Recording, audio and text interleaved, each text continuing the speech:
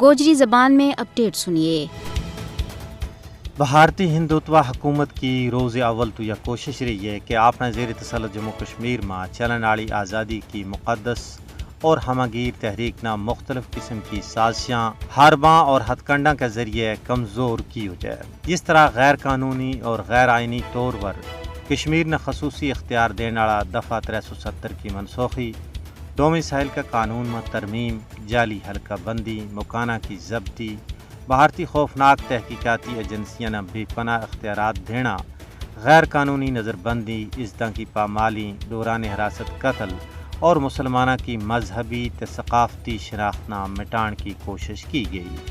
اور کٹ پتلی lieutenant governor نہ مزید اختیارات دینا بھی اسی سلسلہ کی ایک کڑی ہے۔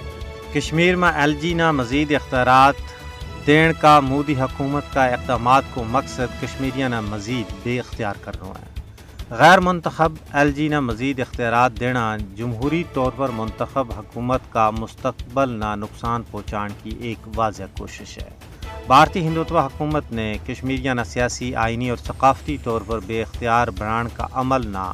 نافذ کرنے واسطے لک بدلی ہوا ہے، لیکن دوجے پاس ہے کشمیری عوام بھارت کا پچھلا 35 سالوں کا ٹریک ریکارڈ تو بخوبی واقف ہے کہ بھارت نے آگ کے خود ارادیت کی تحریک کی جڑوں کڑن واسطے کس قدر کوشش کی، لیکن اس کے باوجود وہ اس صداقت پر مبنی تحریک کو کچھ بھی نہیں بگاڑ سکے ہو۔ یہی وجہ ہے کہ کشمیری حریت پسند عوام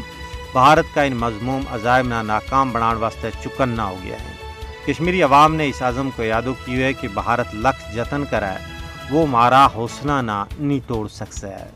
کیونکہ تاریخ گواہ ہے کہ سازشاں، ظلم و جبر، قہر سامانی، زبان بندی، قید و بند کی صحبتاں نال نہ تے کئی تحریک دبی ہے اور نہ ہی مستقبل میں ایسو ممکن ہے۔